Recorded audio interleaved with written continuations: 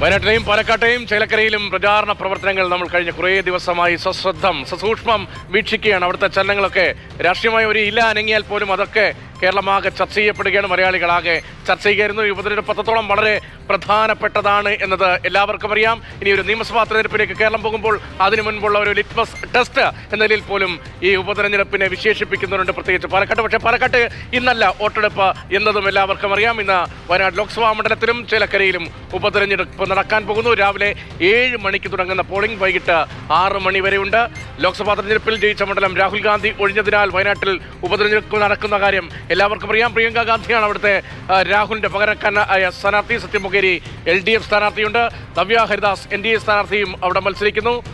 അതിനൊപ്പം തന്നെ ചേലക്കരയിലേക്ക് വന്ന ചേലക്കരയിൽ കെ രാധാകൃഷ്ണൻ ലോക്സഭയിലേക്ക് വിജയിച്ചു കയറി. പകരം ചേലക്കരയിൽ ഇപ്പോഴത്തെ ഉപതെരഞ്ഞെടുപ്പ് നടക്കാൻ പോവുകയാണ്. വയനാട്ടിൽ M കമലുണ്ട്. അതിനൊപ്പം തന്നെ ചേലക്കരയിൽ നിന്ന് ഷിനോജും അരുൺ അമർനാഥും ഉൾപ്പെടെ നമുക്കൊപ്പം ചേരുന്നുണ്ട്. ആദ്യം ഷിനോജിലേക്കാണ് നമ്മൾ പോകുന്നത്. ഷിനോജ്, വളരെ വലിയ പ്രചാരണ പ്രവർത്തനങ്ങൾക്ക് ഒടുവിലിതാ പോളിംഗ് ബൂത്തിലേക്ക് എത്താൻ പോകുന്നു. മോക്ക് പോളിംഗ് തുടങ്ങിയതാണ് വിവിധ ബൂത്തുകളിൽ നിന്ന് ലഭിക്കുന്ന വിവരം. രാവിലത്തെ അന്തരീക്ഷം എങ്ങനെയുണ്ട്?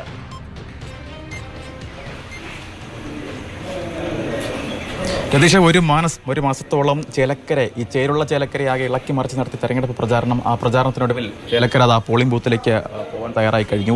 രാവിലെ 7 മണി മുതൽ വൈകിട്ട് 6 മണി വരെയാണ് പോളിംഗ് ക്രമീകരിച്ചിരിക്കുന്നത്. ഞാനിപ്പോൾ നിൽക്കുന്നത് AUPS തോന്നൂർക്കര സ്കൂളിലാണ്. ഇവിടെ ആകെ 5 ബൂത്താണ് ഉള്ളത്. 74, 75, 76, 77, 78 അത്തരത്തിൽ 5 ബൂത്തുകളാണ് ഈ സ്കൂളിൽ ക്രമീകരിച്ചിരിക്കുന്നത്. രതീഷ് സൂചിപ്പിച്ചതുപോലെ തന്നെ രാവിലെ 5:30 കൂടി തന്നെ ഇവിടെ മോക്ക് പോളിംഗ് ഒക്കെ തന്നെ ആരംഭിച്ചിട്ടുണ്ട്. ഇതിൽ ഏറ്റവും പ്രത്യേകത എന്ന് പറയുന്നത് ഇതിൽ 75 നമ്പർ ബൂത്ത്, അത് കെ രാധാകൃഷ്ണൻ MP സ്വന്തം ബൂത്താണ്. MP ഏകദേശം 10 മണിയോട് കൂടി ഇവിടെ വോട്ട് രേഖപ്പെടുത്താനായി എത്തുമെന്നാണ് നമുക്ക് മനസ്സിലാക്കാൻ കഴിയുന്നത്. ചേലക്കരയെ സംബന്ധിച്ച് വലിയ രീതിയിലുള്ള രാഷ്ട്രീയ ചർച്ചയൊക്കെ നടന്ന വിഷയങ്ങളൊക്കെ തന്നെ ചർച്ച നടന്ന ഒരു മണ്ഡലം കൂടിയാണ് ചേലക്കര. അത്തരത്തിൽ ചേലക്കര പിടിക്കുക എന്നത് സംബന്ധിച്ച് UDF-നെ സംബന്ധിച്ച് ഏറ്റവും പ്രശ്നമാണ്, ഏറ്റവും പ്രധാനപ്പെട്ട വിഷയമാണ്. കാരണം ചേലക്കര പിടിച്ചാൽ മാത്രമേ ഈ തെരഞ്ഞെടുപ്പിൽ ഒരു രാഷ്ട്രീയ വിജയം UDF-ന് അവകാശപ്പെടാൻ കഴിയുകയുള്ളൂ. അതുകൊണ്ട് തന്നെ വലിയ രീതിയിലുള്ള പ്രചാരണങ്ങളൊക്കെ നമ്മൾ കണ്ടതാണ്. KPCC നേതൃത്വമൊക്കെ നേരിട്ട് ക്യാമ്പ് ചെയ്താണ് ചേലക്കരയിൽ പ്രവർത്തിച്ചത്. LDF-ഉം മന്ത്രിമാരെ ഉൾപ്പെടെ രംഗത്തിറക്കിയുള്ള പ്രചാരണമാണ് നടത്തിയത്. അത്തരത്തിൽ എന്തായാലും വലിയ രീതിയിലുള്ള തെരഞ്ഞെടുപ്പ്. അതുകൊണ്ട് തന്നെ പരമാവധി ആളുകൾ ഇന്ന് വോട്ട് രേഖപ്പെടുത്താൻ ഈ ബൂത്തിലെത്തും എന്ന് തന്നെയാണ് 3 മുന്നണികൾ പ്രതീക്ഷിക്കുന്നത്. ആകെ 2,13,103 വോട്ടർമാരാണ് ചേലക്കരയിൽ ഇന്ന് സമ്മതിദാന അവകാശം രേഖപ്പെടുത്താൻ വേണ്ടി എത്തുന്നത്. ഇതിൽ സ്ത്രീ വോട്ടർമാരാണ് ഏറ്റവും കൂടുതലായിട്ടുള്ളത്. 1,11,197 സ്ത്രീ വോട്ടർമാരാണ് ചേലക്കരയിൽ ആകെയുള്ളത്. പുരുഷന്മാരാകട്ടെ 1,09,3 വോട്ടർമാരും പുരുഷന്മാരായിട്ടുണ്ട്. അത്തരത്തിൽ 10,143 പുതിയ വോട്ടർമാരും ചേലക്കരയിലുണ്ട്. അത്തരത്തിൽ ചേലക്കര പിടിക്കാൻ സംബന്ധിച്ച് ഈ 10,143 ഈ പുതിയ വോട്ടർമാരുടെ സ്ഥിതി, അവരെങ്ങനെ ചിന്തിക്കുന്നു എന്നത് സംബന്ധിച്ച് ഏറ്റവും പ്രധാനമാണ്. കാരണം ആ വോട്ടർമാരൊക്കെ ആ വോട്ട് എങ്ങോട്ട് പോകുമെന്ന് സംബന്ധിച്ച് 3 മുന്നണികളും ഒരേ സമയം തന്നെ ആശങ്കയിലുണ്ട്. എന്തായാലും ഈ പോളിംഗ് ഇപ്പോൾ മോക്ക് പോളിംഗ് ഒക്കെ തന്നെ പുരോഗമിച്ചുകൊണ്ടിരിക്കുകയാണ്. ഇപ്പോൾ ദൃശ്യങ്ങൾ കാണാം. ഇതാണ് 75 നമ്പർ ബൂത്ത്. ഇവിടെയാണ് കെ രാധാകൃഷ്ണൻ അല്പസമയം 10 മണിയോടുകൂടി ഇവിടെ വോട്ട് രേഖപ്പെടുത്താൻ എത്തുന്ന ബൂത്ത് എന്ന് പറയുന്നത് പ്രധാനപ്പെട്ട ഘടകമല്ലേ ഷിനോജ്? രാവിലെ തന്നെ ഷിനോജ് നിൽക്കുന്നത് കെ രാധാകൃഷ്ണൻ വോട്ട് ചെയ്യാനായി എത്തുന്ന പോളിംഗ് ബൂത്തിലാണ്. കെ രാധാകൃഷ്ണൻ തന്നെയായിരുന്നു കഴിഞ്ഞ തെരഞ്ഞെടുപ്പിൽ ഒരു വലിയ ഘടകം. ഇപ്പോൾ ലോക്സഭാ തെരഞ്ഞെടുപ്പിൽ LDF-ന് വലിയ തിരിച്ചടി ഉണ്ടായപ്പോൾ കെ രാധാകൃഷ്ണൻ ആ മണ്ഡലത്തിൽ വിജയിച്ച് കയറി എന്നത് അദ്ദേഹത്തിന്റെ ജനപ്രീതിയൊക്കെ വ്യക്തമാക്കുന്നതാണ്. മാത്രമല്ല കഴിഞ്ഞ നിയമസഭാ തെരഞ്ഞെടുപ്പിൽ 40,000-ഓളം വോട്ടിന്റെ ഭൂരിപക്ഷത്തിലാണ് അവിടെ കെ രാധാകൃഷ്ണൻ വിജയിച്ചപ്പോൾ കെ രാധാകൃഷ്ണൻ ഒരു വലിയ ഘടകമായിരുന്നു അല്ലെ ഈ തെരഞ്ഞെടുപ്പ് പ്രചാരണ രംഗത്ത് എല്ലാം. അതിനെ മറികടക്കാൻ കഴിയുന്ന എല്ലാ ഊർജ്ജവും പ്രയോഗിക്കുന്നുണ്ടായിരുന്നു UDF ക്യാമ്പ്. ഈ വോട്ടെടുപ്പ് ദിനത്തിലേക്ക് എത്തുമ്പോൾ എത്രത്തോളം ആത്മവിശ്വാസം പുലർത്തുന്നുണ്ട് ഇരുമുന്നണികളും ഒപ്പം NDA-യും?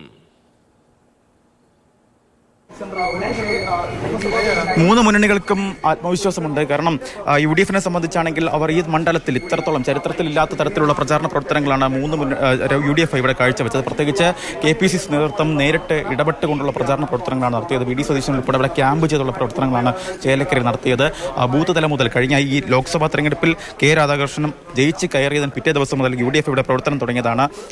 VP സജീന്ദ്രൻ്റെയും നിയാസിൻ്റെയും സാന്നിധ്യത്തിൽ അവർ ആദ്യം തന്നെ ഇവിടെ 6,500-ഓളം പുതിയ വോട്ടുകൾ UDF-ൻ്റെതായിട്ടുള്ള വോട്ടുകൾ ഇവിടെ രേഖപ്പെടുത്തി ചേർത്തിട്ടുണ്ട് എന്നാണ് അവർ അവകാശപ്പെടുന്നത്. അത്തരത്തിൽ വലിയ രീതിയിലുള്ള പ്രവർത്തനം ആദ്യഘട്ടം മുതൽ പ്രത്യേകിച്ച് ബൂത്ത് തലം മുതൽ UDF-ന് ചെയ്യാൻ കഴിഞ്ഞു. അതെല്ലാം വോട്ടായി മാറുമെന്ന പ്രതീക്ഷയാണ് UDF-നുള്ളത്. പക്ഷേ LDF-നെ സംബന്ധിച്ച് ഇതൊരു LDF-ന്റെ കോട്ട തന്നെയാണ്. ആദ്യം മുതൽ ഉറച്ച LDF വോട്ടുകൾ ഒരുപാടുള്ള ഒരു മണ്ഡലം കൂടിയാണ് ചേലക്കര. കാലമായി ഇളകാത്ത കോട്ട, അത് കാത്തുസൂക്ഷിക്കാൻ കഴിയുമെന്ന് LDF വലിയ ആത്മവിശ്വാസം പ്രകടിപ്പിക്കുമ്പോൾ അതല്ല, ചരിത്രം വീണ്ടും പഴയ ചരിത്രത്തിലേക്ക്, ആദ്യകാലത്ത് കോൺഗ്രസ് വിജയിക്കുന്ന പദവിയിലേക്ക് എത്തുമെന്നൊക്കെയുള്ള ആത്മവിശ്വാസമാണ് UDF ക്യാമ്പിൽ അവിടുത്തെ ദൃശ്യങ്ങൾ അത് അവിടെ മോക്ക് പോളിംഗ് നടക്കുന്നതിന്റെ ദൃശ്യങ്ങളാണ് തോന്നൂർക്കരയിലെ പോളിംഗ് ബൂത്തിൽ നിന്ന്. സമാനമായി എല്ലായിടത്തും ഒരുക്കങ്ങൾ പൂർത്തീകരിച്ചുകൊണ്ടിരിക്കുന്നു. വിവിധയിടങ്ങളിലുള്ള പുതിയ പുതിയ ദൃശ്യങ്ങൾ വന്നുകൊണ്ടിരിക്കുന്നു.